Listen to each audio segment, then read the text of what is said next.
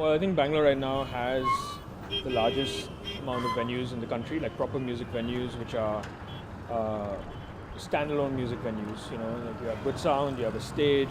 It's not a pub which has like a small corner which you have music playing. So I think that's great. Bombay has one or two, Bangalore has 6 or 7, Delhi has a couple as well, and that takes a lot of guts because to be a performance venue, you need to be a pure performance venue.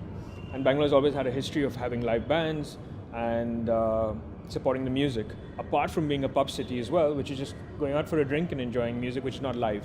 So Bangalore is the best of both worlds, and this affects both of them. So it's not ideal. So Bangalore always had a healthy music scene right from the beginning. So there was a lot of gigs, a lot of venues regularly. A lot of metal bands used to perform here.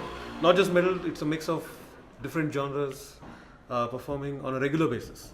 Always had a healthy crowd, audience, which used to come for most of these gigs, irrespective of what band is playing. And bands always supported the other bands. There's been a lot of DIY gigs which has been happening right from the beginning. So we used to have Sunday jams, which used to happen every first Sunday of every month. There used to be Freedom Jam, which used to happen once in a year. Everybody used to perform there. The who's who of music scene is there. It was a good party place. It was a nice place. So the ban exactly, it's not a ban on music. Legally speaking, it's not a ban on music. They're asking you to get a music license. It's called the PEL, which means if you play any music, whether it's recorded, whether it's live, you need to have this thing called the PEL. But effectively, to get the PEL, there's a clause which the building needs to have an OC. It's an occupational certificate. To have that, 90% of buildings in Bangalore don't have an OC.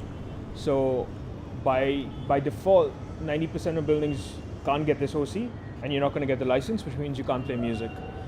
And this music involves, like, even if you're at a bar, you can't play music off your iPad. Like, it's got nothing to do with live music. So technically, any of your favorite pubs can't play music. So, I mean, the ban is basically saying what the authorities say. It's fairly simple. We're not banning music. Just come and get the license, and you can play your music. The problem is 90% of buildings in Bangalore can't get the license, and you can't play your music, and they know that. So it is effectively becomes a ban on music.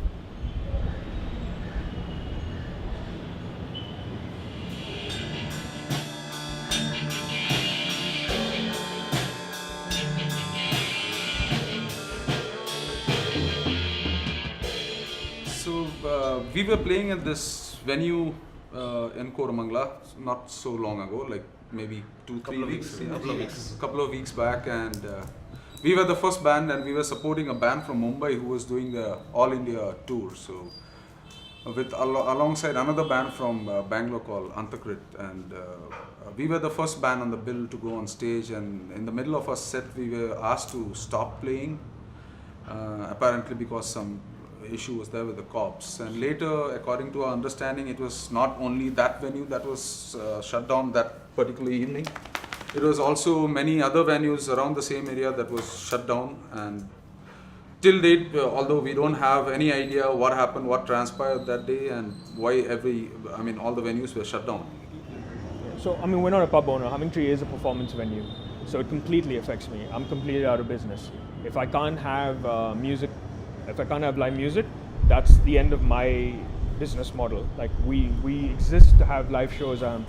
We can do comedy, we can do theatre, but we're set up. We have a great sound system, we built a great stage, we soundproofed the venue, so we're built for live music. So if we don't have that, that's it. Like, there's nothing more for the Hummingtree, so it completely affects us.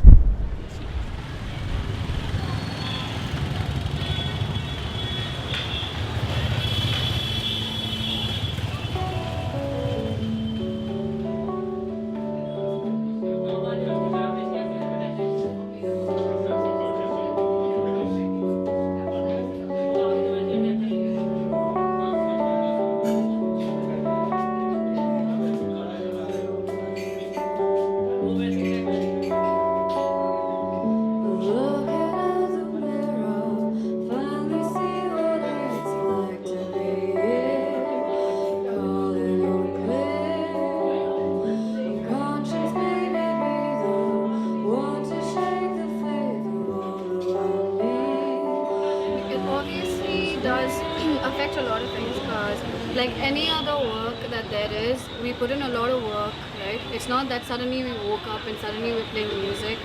So it is a form of livelihood. So when they put on a ban like this, it sort of affects in the sense that there are a lot of people out there. I mean, because there's already a scene, the scene is already bad in the sense that we have to do like a full-time job and then come here and play another gig as an outlet. And if they take that away from us, then it becomes pretty morbid. Like you're left with nothing, right? There are a lot of people who are just do gigs, who just Exactly, survive yeah. on gigs. So they are surely facing a lot of issues financially. So that's their financial income, gigs. Yeah, so it does affect a lot. The live music ban. I think it has a bigger effect on defining, the culture of Bangalore. Bangalore is known by many, especially the intellectuals, and among metro cities it is known as the pub city and the live music city, the rock city of India. So in that way, I think there's a lot of, what's the word? I think, yeah, the cultural aspect takes a huge hit.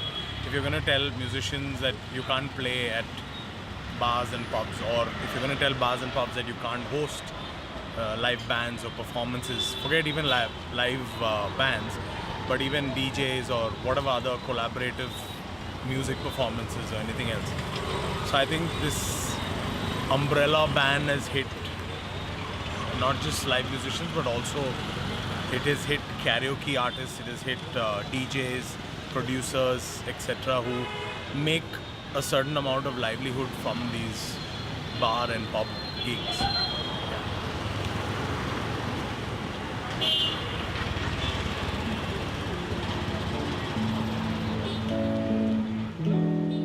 You took your swallow. You take your time. Might have your reasons, but you'll never have a right. Why is live music not banned? Why is drinking not banned? Why is eating not banned? Why is walking not banned? I mean, live music is part of our culture. It's part of everyone's culture. You've had music, dance, and sex from the time when we learned how to walk. It's just part of culture. It's like any ecosystem right now. If you look at the bigger bands, the bands that we all love, they started at small pubs, they started at small venues, and they grow. That's the ecosystem of music. You take that away, and then you just have nothing. Like you're going to have the same bands that played 40 years ago, and that's the only big bands you'll have in this country anymore. Because none of the younger bands, none of the young producers or DJs will get a chance to play, and that's the reality. So it's important. Live music, come on, like we are doing music. If you're banning it, it's a death of creativity in any form or like whatever it is. And it's a culture we followed in Bangalore. Like when we used to like see as kids and the bands who came before us, and yeah, like our brothers who gave us music. And it's a culture which has been followed all through. And it's a major point if you're putting that scene down in Bangalore. So. And every song tells a story. It's not like we are just going on stage and blabbering some nonsense. Yes. We tell a story through every song. Like it's upon the listener how to interpret it, of course. But I don't know how to put it. But this is like really wrong, and it should stop.